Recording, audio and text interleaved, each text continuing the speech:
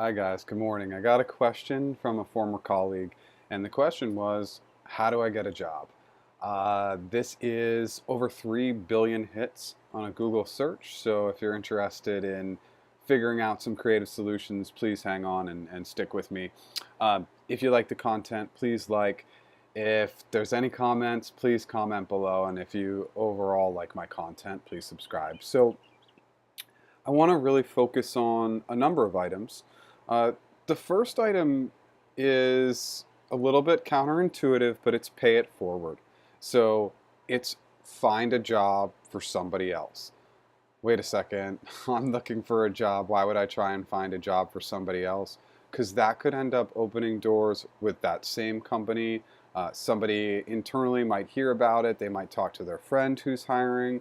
And coming from a place of giving and gratefulness, it will always help you. It's kind of crazy, but help somebody else first. Again, I know that this is super counterintuitive and it's not going to work all the time, but if you could work and always operate from this pay it forward model in the job community, it tends to have a huge way of giving back on the back end. Secondly, I want to talk a little bit about human interaction. We make connections with people by interacting in a really positive way, but so many people, when they think about the job, they think about networking events, and we'll talk about that in a second.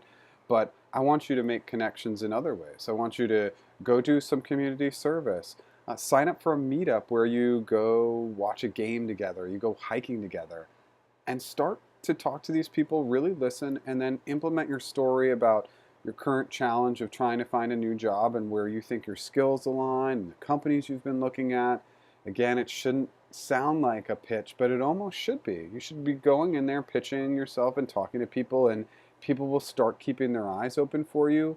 But it's a completely different way. It's not going into an event where you know people are networking and also looking for jobs. Get out of that very formal setting and move into a different setting. This can be really, really helpful as well. So third, let's quickly address networking. Should you go to networking events? Maybe some of the bigger ones. Absolutely use LinkedIn to help with your networking. I'm going to attach a video at the end that I did on how to network on LinkedIn, so we don't have to spend too much time talking about that now. And then lastly, if you are going to go to networking events, go to ones that are a little smaller. And so that kind of streamlines into the next item, which is creativity. And so I really just want to focus on a story where I was creative at an intimate job networking event, because creativity is going to be so different for all sorts of people. Don't do a creative resume. Again, I'll link quick tips for resume writing at the end of this video as well, but don't get creative with your resume. Unless you're going for a creative job, then it's great. But in this story, a quick story was, this was 2010. I had been laid off at the very end of 2009 and 2010. The economy was terrible. I got invited to an intimate networking event and I was asked to give a pitch. And I became obsessed with the word pitch. I was like, pitch, pitch. And I thought about baseball. And then I thought about what I had learned in my previous company about neuromarketing and how people make a connection to a physical prop.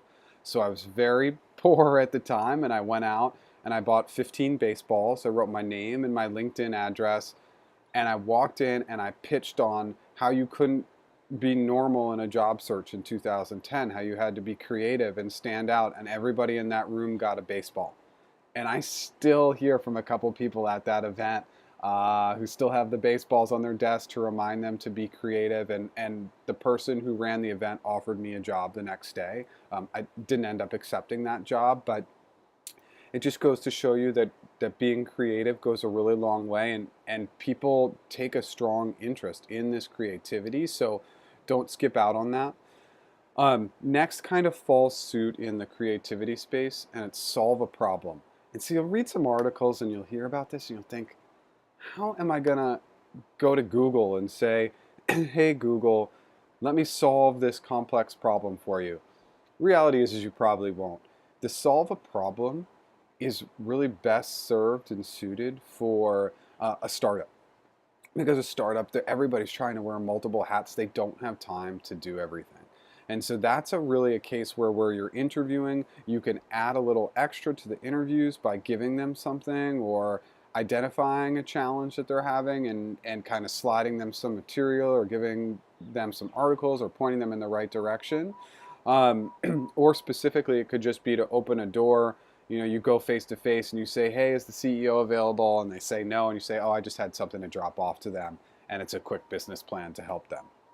Um, I love to implement my personal stories, and in 2010, I was going through this creative solve a problem phase. So within the same week, I had been interviewing at another company, and it was a small recruiting firm. They were definitely in startup mode, and I had gone through the full round of interviews, and then I wasn't really hearing back. So I was kind of pushing, and then finally they said, "Hey, Jeff, come back in."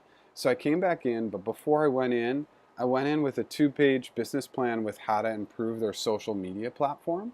And so in that meeting, they were going to say I didn't get the job, but I handed over that social media business plan to them. And the HR person took it to the CEO. The CEO came in the room and asked me what I was doing on Monday. And I said, "I'm working for you." And they admitted that I had not made the cut, but because I had taken this action to solve a problem for them, that they were going to hire a third person. So you can get creative. Again, I think it works great with smaller startups. It's a great avenue to take. Reverse engineering. Uh, this one, some of these things are pretty common practice, but I think the most interesting reverse engineering is when we go into these companies, we don't get to pick our leads or our managers. So when you meet somebody who you find out is a lead or a manager, maybe you work with trying to find a job working for them. Now, of course, a lot of items would need to align for that to work, but that's a path. A lot of people look at the company before the job. I think that this is a very good path as well. Um, Contract work. So many people say, "Hey, I can't do contract work. I have to have full-time work because of benefits." But sometimes contract work will pay you twice as much. So pay for benefits out of pocket. I mean, it's a risk worth taking. It's a risk that I took. When I took the job at Google, I started as a contractor, and if you believe in yourself, the company's going to believe in you, and they'll end up hiring you full time. They won't let you go.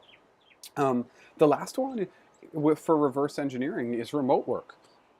I mean, not everybody wants to work remote. It's tough to be out there alone, right? But if you really think, "Hey, I can't work from home," go to WeWork. Go to a place that does a shared office space where maybe you're only paying 100 or 200 a month for a desk, and you'll make up that time by having a commute down the street instead of going an hour and a half each way to go into the office, and you'll be way more productive if you work remotely. If you don't know a lot about doing remote work, read Tim Ferriss, The 4 Hour Work Week. He'll really sell it to you and you'll be convinced. And lastly is just resourcefulness. Uh, you never run out of resources, you just run out of being resourceful. So just keep at it, keep pushing, use these tips and tricks. And if you have any comments in the section below, I'd be really happy to help. If you like, again, and if you're liking my content, please subscribe. Thank you so much for watching.